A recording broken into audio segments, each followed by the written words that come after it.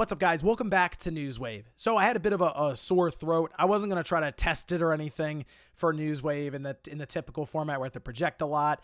But of course, still want to do the news on Friday, going into the next week where all kinds of stuff is happening. So just want to make sure I was ready to go for all the madness next week. But today we actually had a lot of stuff to go over, which does include a very strange warning that's now been issued by Nintendo for the Switch 2, specifically though, those game key cards, and it's brought up a whole other bunch of questions we'll take a look at. Also, we are going to be doubling back to that PlayStation Days of Play sale, since I did spot a bunch of games that are like significantly discounted and actually have some pretty good value. And then we have that Xbox handheld that's been speculated about for quite some time, the next generation handheld, and people have been hoping it would launch alongside of their next generation console. Well, unfortunately, based on a new update for a report, might have some bad news for you. So if you guys enjoy these videos, make sure you hit that like button, helps out a ton. And if you're new here to the Spawnwave channel, make sure you subscribe down below. And of course, members for the channel do get Newswave early. If you would like to learn more about that, click the join button or the link in the description down below. And we're going to start today somehow with Concord, because there was an auction that was listed that had this thing popping up in the news again, and you can see it here. This is over on shopgoodwill.com, which is their auction site. And you can see a Chelsea Grace founding Concord PS5 free gunner wall hanging plaque. Yeah, this looks like one of those plaques that's sent out after a game is completed, goes gold, ships, the whole thing. A way to kind of celebrate with some of the developers. And VGC did go through Concord's credits and found that Chelsea Grace was a member of the art department at Firewalk Studio, where she was an outsourcing and co-development lead. No real word as to how this ended up with Goodwill, whether it was Chelsea who donated it, or because they'll do like studio clearouts when a studio closes down, if maybe it was something that was removed from the premises and then just a bunch of stuff got donated, say, to Goodwill alongside of this. Either way, though, it's there, and it's now, at the time of this recording, more than $3,000 for the current price, with bids more than 40 of them. So this is the most interest I've seen Concord have at all, and based on the fact that Sony did refund like all the digital purchases and even was recalling any physical discs and issuing refunds there, this might be the most money that Concord has made at all. And you know what? That is certainly a twist I didn't see coming. Also, we had just talked about the reception being kind of mixed for Elden Ring Nightreign when it came to reviews. But as you can see here, this over on SteamDB, currently sitting more than 300,000 concurrent players at launch, showing that, yes, it's once again another successful FromSoft release. I mean, with these kind of numbers, and then also alongside of consoles for sales, and the players there, doing really well for a new multiplayer game. And this just kind of continues the streak for FromSoft when it comes to their releases. While this one, of course, didn't hit the highs when it comes to the review scores as any of the other really Souls games, this is still completely successful when it comes to the multiplayer side and just attracting a large audience, at least at launch. Now, just the way this is set up as kind of a roguelike thing with other players that can join in, this is one that I would assume would carry a pretty high player count for quite some time. So we'll see how this continues along. But yeah, FromSoft, they keep rolling with their releases. Can't seem to miss right now. Oh, and I guess heading into next week with Summer Game Fest and even Microsoft's event, as Sega and Atlas seem pretty close with them, we should be expecting to see Persona 4 Remake because, well, a couple of voice actors just kind of told us it exists out of nowhere. You can see this posted up. This is over on Eurogamer, where they did collect both messages, one from Aaron Fitzgerald and the other one from Yuri Lowenthal, where it seemed like they just took to social media and they said, hey, people keep asking, no, I'm not going to be reprising my role in Persona 4 Remake. And people went, oh, okay, wait, what? Did you just say Persona 4 Remake? That game hasn't been announced yet. And this just kind of plays into the idea of the gaming industry is very secretive, and unless you are like completely in the trenches developing at these studios, maybe you don't realize it as much, or you're not even under NDA, but you've just been told this is a thing. I mean, it's kind of how a lot of these Tony Hawk games, for example, seem to leak out. In this case, though, they just went to social media and said, yeah, I'm not in Persona 4 Remake, which may or may not be in development. So I assume next week, Summer Game Fest or the Xbox Showcase seem like the most likely places for this to appear. And who knows, maybe alongside of it, Persona 6? We'll see. And guys, with some of the quick news out of the way, let's get into the bigger stuff. Let's start right away with Nintendo and a very strange warning that they've issued specifically for these game key cards. These, of course, being the game cards that you buy that you have to download the entirety of the game, and it hasn't exactly gone over well, especially with physical collectors, but even just in general. I mean, if you're all digital, you probably don't care about this at all, but just in general for gaming, with Nintendo being what seemed like the last holdout, or at least trying to figure out how to continue along with physical games where everything's on the cartridge, feels like they dropped the ball with this one. And now it looks like these game key cards are very different from the game cards that we've had this entire way with not only the Switch 1, but also the Switch 2. Now, this you can see is posted up. This is over on Nintendo Soup. And they have this pulled from the back of what looks to be the Bravely Default game, as it's from Square Enix, and it's in Japan, where they have those, like the cover art that's put in the dummy cases. Well, people have been looking over them and notice specifically for game key cards, they say the game key card could become unusable if you stick a strong magnet onto it. Please be careful. Now, this has a range of, at this time, reactions to this, where some are kind of laughing about it, like, okay, come on. Like, if you put your Switch 2 in water, it may not work. Be careful. But the thing that's so interesting about this, the warning here doesn't exist for any regular game card from Nintendo.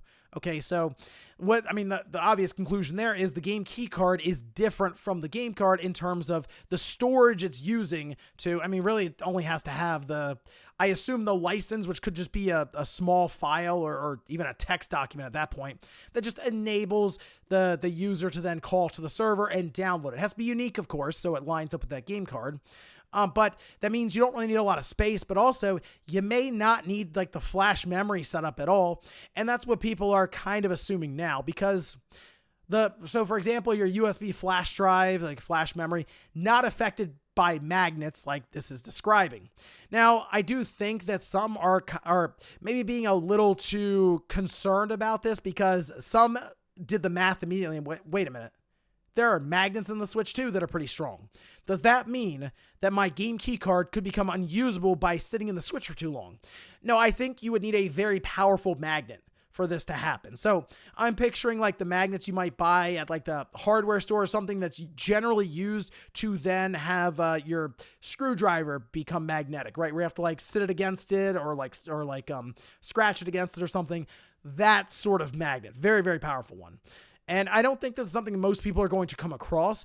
But again, it does bring into question what exactly is in that game key card. And it's something that I'm pretty interested to see myself. So that's one of the reasons I'm going to pick up one of these game key cards so we can open it up and see for ourselves. Some theories, people are just literally going through looking at storage in the last 5 years that would be susceptible to magnets, like EM RAM as an example. It's clearly not a spinning hard drive, but that's something to at least keep an eye out for. So again, on release, I'll pick up a game key card. We'll open it up and see what's going on in there. Next up, let's talk about Sony and their Days of Play sale. This will be going until June 11th. And while we've gone over some of the big headlining sales, specifically with hardware, there are some games I wanted to point out right now on the PlayStation Store digitally that you can take advantage of. And I grabbed a bunch of games that were $10 or less, $15 or less. And I think the most expensive one I have on here is $20. So let's start from the top here. I'm just going to scroll through the different pages as I kind of go over these sales. Starting at the top with Devil May Cry 5 Special Edition. That one's $10. High on Life at $20. Star Wars Battlefront 2, which we've discussed, has seen a bit of a resurgence when it comes to the player count. That's $5. Lords of the Fallen, that recently had an update to 2.0. That's $20. Borderlands 3 at $6. Witcher 3, $10. Nier Automata, that one's $16. The Quarry at $9. Mafia Definitive Edition at $6. Hades at $10. Guilty Gear Strive at $20. BioShock Collection. Again, I like these collections. Take advantage of these sales. Get multiple games at once. That's $10. Terminator Resistance Enhanced. This is a game people have said that I should be checking out. That one's $13. I think I'm going to make the move on that. Guardians of the Galaxy is $9. Tomb Raider 1 through 3 Remastered at $12. Shadow of the Colossus is $10. Control Ultimate Edition at $6. Maneater at $10. The Division 2 at $8. Live Alive, that one's $20. Ghost Runner 2 at $10. Bastion at $3. And then Deathloop at $12. There are hundreds of games right now that are on sale, and I just picked a handful here to kind of point out. But let me know if there are any games you're thinking of buying and taking advantage of some of these days of play sale before they go away on June 11th. Next up, let's talk about Microsoft and that potential next generation handheld system.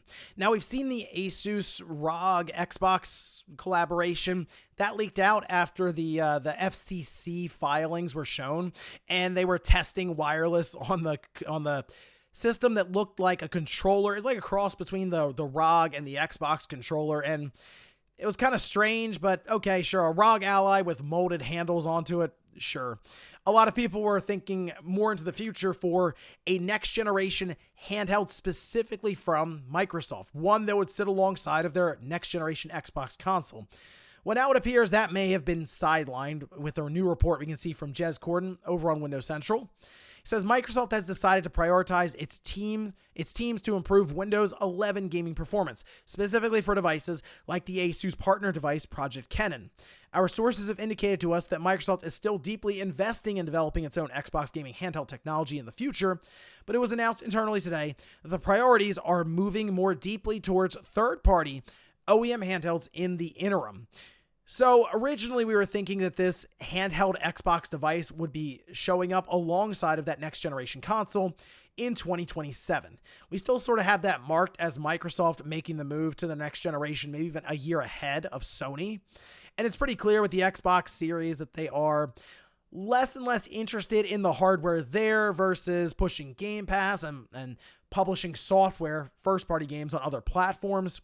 And they keep talking about this big next generation, biggest technological leap that we've seen in gaming for their next generation system. So the focus clearly has come off of the Xbox Series at this time. But with them also working with partners like Asus for this Project Cannon and this handheld, it's very clear that Microsoft wants to try to keep a hold of that sector with Windows 11. The only problem is it just cannot stand up to SteamOS. SteamOS is just better in many different ways in terms of battery life, performance, as we've seen, specifically with this Lenovo handheld that it's the same hardware configuration, but it does have either SteamOS or Windows, both of which come from the factory and they're set up completely there. And the SteamOS version just runs better completely. So naturally, Microsoft, I figure, is feeling pressured to put more time into Windows 11 being compatible more so with the handheld gaming scene than anything else. And I think that it does make a lot of sense for them because there are many third-party OEM manufacturers and developers who want to use Windows, but it's just not set up well for it. So I think it would be great to get to a point where if you have a ROG Ally or Lenovo Legion Go or any other handheld device there, you could load up a better version of Windows that is more compatible and more convenient for handheld use. And then Microsoft would start to think about, okay, what would our next generation handheld look like? Basically, I still think they'll do it.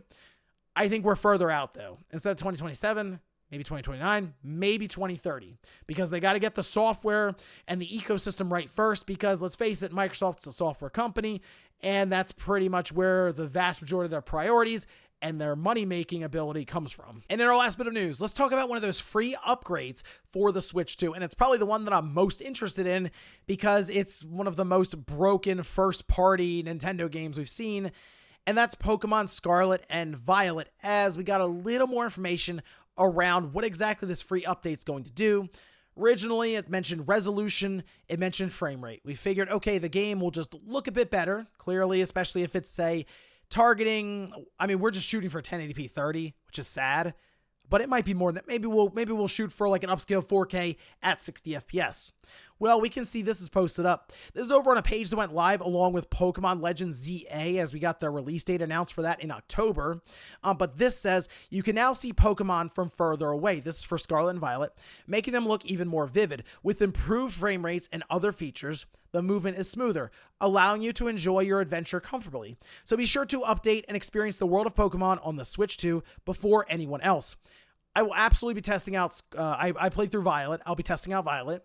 I already captured footage just recently for Violet on the current Switch, and I'll do a comparison to the Switch 2 with that same save file and setup and everything. But they're describing draw distance being better on the Switch 2.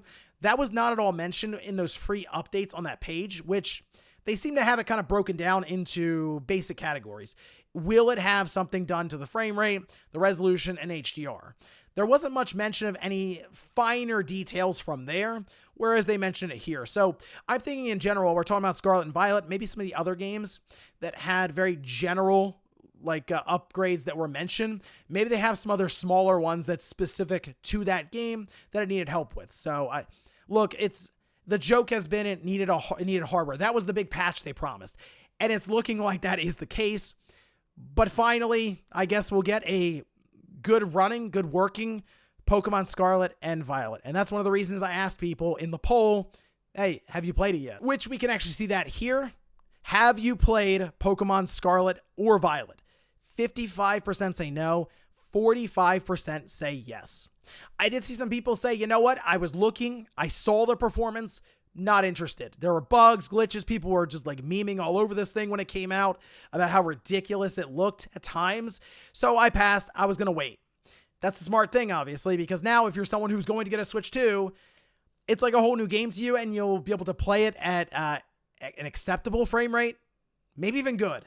I mean, the hope is that they do hit 60 FPS with this game. And based on the fact that the Switch 2 is significantly more powerful than the current Switch, they should be able to do that. But Game Freak continues to impress me, and not in a good way. So who knows? But I will tell you this, again, I'll be testing it. That will be maybe the second game that I put into the Switch 2.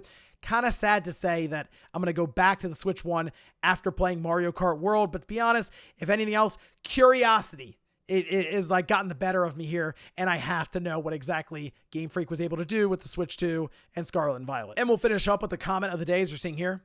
This is from Scorpion, who says, this is what the Xbox was trying to do back in 2013 with Always Online. No used games.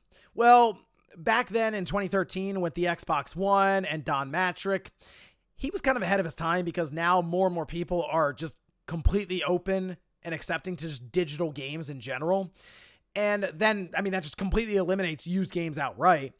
But they were doing a lot of stuff that was like DRM all over the place. They were trying to appeal to big publishers who did not like used games at the time, and to say, hey, if you buy a game here, you need to check in online all the time. I mean, it really got to the point where we thought we would have to have the Xbox connected at all times, and you had to have the Kinect plugged in at all times, or the system just wouldn't work.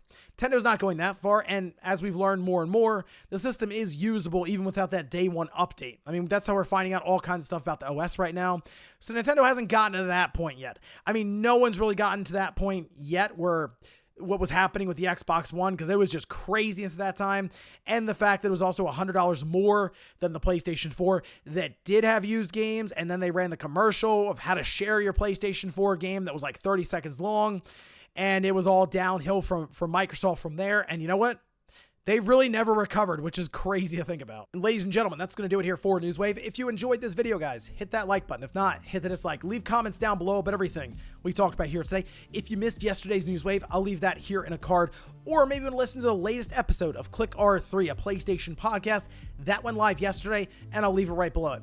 Thanks, guys, for watching. Have a great weekend. I'll be back here Monday morning, 8 a.m. Eastern Time, ready to roll for the week. Okay, feeling better, throat cleared up. I'll be good to go, because we got a lot ahead of us, guys. Switch launch, Summer Game Fest, and then we'll cap it all off with the Xbox Showcase. Should be a lot of fun. I'll see you guys next week.